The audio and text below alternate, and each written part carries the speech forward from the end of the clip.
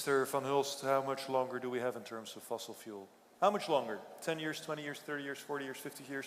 When are we out of coal, oil, gas? Never? Tell us. None of us sitting here will ever see that day. It's my prediction. Really, I think this is, this is a myth that, we don't have enough fossil fuels. We will have fossil fuels. The reserves now in oil and gas today are as large as they were 20 years ago or 30 years ago, despite the huge consumption that we had until now. A colleague of mine wrote a best-selling book and says, we got peak oil shortly, we're out of oil, it's going to be a disaster. Yes, but really, I'm telling you, this is a myth which has been going around a lot. By the way, you hear a lot less about it last year. So I don't have to buy a Toyota Prius, then there's no point? I don't know. One of the main reasons is, if I try to explain it very, very, very quickly, is that, it is not like a glass of water, where you say, I drink my glass of water, and if I finish it, the oil is finished. It is not like that. If I tell you the recovery rate, the average recovery rate at the global level of oil today is 35%. Now, it's a technical term, I apologize, but it means 65% of the oil which is in the ground stays there.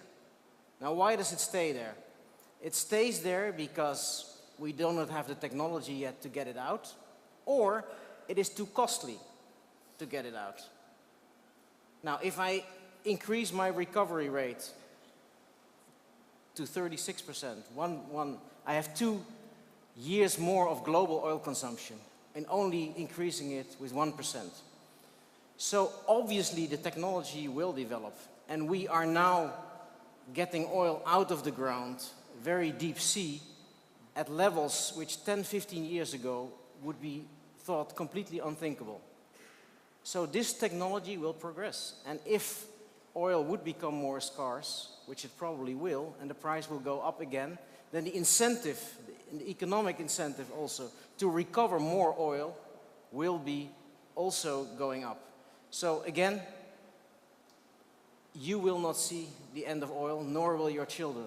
But without being facetious and without trying to be funny, seriously though, I blocked out 20 minutes for our discussion about the energy crisis. Shall we skip to the next chapter? Yes. This is not the issue. Yes. But where do all these stories about energy shortage, about fossil fuels running out, where do they come from? Well, there are a lot of people which are what I call techno-pessimists. They think, yes, it is true that we have this technological advances, but we sort of are at a plateau at the end of it. But this is not how I think innovation, we heard a very nice intermezzo also about innovation. Obviously there is a lot of innovation going on, and I tell you, in fields in Saudi Arabia, again I make this comparison with the global recovery rate of 35%. In major fields in Saudi Arabia, they're moving towards 50% recovery rate. In the Norwegian continental shelf, companies are recovering up to 60% now. So if you would move, probably in 15, 20 years, to that kind of level of recovery rates, obviously we will have enough oil. Really, the issue is much more the investment, because it takes a lot of investment to get it out of the ground and get it timely into the markets. Issue of deliverability of oil and gas is a much larger issue than the issue of availability. And how about, okay, so assume we have enough oil, depending of course on the price when it becomes... Maybe just as a footnote, we have had 2 large ministerial meetings this year, in 2008, where consuming countries, producing countries, over 60 ministers, over 30 CEOs from big companies, oil companies, were all together. And this was one of the outcomes. I call it the new energy consensus. Was there anybody from Holland there? Anybody? Of course. Who was there? The Dutch Minister of Economic Affairs, Maria van der Hoeven, was there. So why didn't she tell us then? Jeroen van der Veer was there, CEO from Shell was there. Jeroen van der Veer has adverts in the newspaper, and I'll get to the other gentleman in a second, and magazines every day saying we're looking for new energy alternatives. Of course, but that's what I'm saying. No, he's saying he's discovering, he needs to discover more oil, and it's the end of cheap oil. This is a different story. That's why I'm saying the issue of investment, getting the investment going, to go deep sea in Brazil, to go to the Arctic, to go to other areas in the world, is becoming increasingly complex and costly. But this is not a story about then the availability. I mean, it is there, but you have to go increasingly to deep sea and difficult places.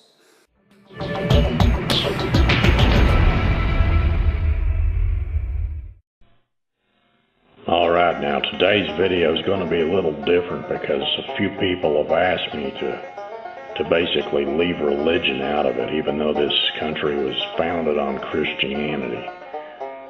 I'm going to talk about peak oil again because gas prices have been going up, and a lot of the socialists have been blaming it on the finite, what they call finite oil. But I'm going to talk to you about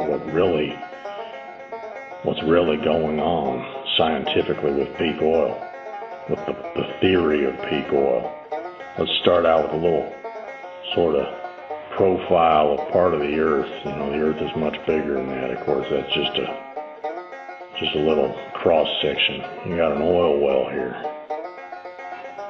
I'm not going to draw the whole thing. That's just a representation. You got your pool of oil down below. Let's say this one's 5,000 feet down. I think the deepest well they ever drilled was 35,000 feet under some seawater. Most of them are shallower than that, but anyway, what the people, the peak oil theorists like to talk about is that when you drill into the well, into the reservoir for the first time, it's under a lot of pressure, and it causes your gushers. There's a man here getting rained on by a gusher.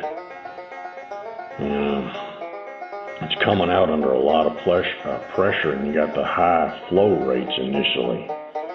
And what they're saying with the peak theory, I'll make a little graph here, is that over time, so you start out with the high pressure, production builds, reaches a point where the pressure can no longer force out the oil to keep the flow rate steady, and it goes down. They call that the peak. And they also say you have to inject a bunch of stuff into the well to maintain the pressure even up to that point. They're putting stuff. It's like taking a soda bottle, and when all the fizz is gone out of it, you inject more fizz into it to keep like you poke a hole in the side of it, and the soda will keep spraying out. That's the general theory. So on a purely scientific level, I can understand that an oil well, any given oil well, will peak. And you take a whole bunch of oil wells together, different parts of the world, you got the same thing, general thing going on. They all go through their peak pressure cycle. I can understand that. But the problem is, what these people aren't talking about is what's going on about 50,000 feet below the Earth's surface. You got a whole big reservoir of oil that's never going to go away because it's coming from the center of the Earth. Now, the scientific term for that is abiotic oil. It has never been disproven as a concept. You see what's going on in some of these wells. Some of these wells have little feeder streams coming up from the abiotic reservoir. Like this well right here, maybe it doesn't have a feeder stream. It's going to dry up. It's going to go through the peak pressure cycle. But these other wells, they get fed. Now see, I've been learning about this. I'm not just some backwoods hillbilly making stuff up. That's what people don't understand. I've been learning about this stuff now. Abiotic oil is still an active scientific theory. And a scientific theory, which I also learned recently, is not just some guy rattling off numbers off the top of his head. It means something that makes a lot of sense and has had some thought put into it. So anyhow, all over you got this trillions and trillions and quadrillions and quintillions of barrels of oil 50,000 feet and farther underneath the earth, and it's replenishing certain wells. The key reason why peak oil is a myth is because once they find the wells that are being replenished, they can go back. They're always trying to re-drill old wells by injecting stuff into them, and sometimes they inject CO2 even, for all you global warming paranoids. But if they go back and they find all these wells that have these little feeder streams coming into them, and they re-drill them, it's all about optimism. It's the American way. They re-drill all these oils, they're going to find out these wells will never dry up, see? Now, I've gone through an entire presentation without mentioning the Bible. But this country was founded on biblical principles, and one of the biblical principles that really matters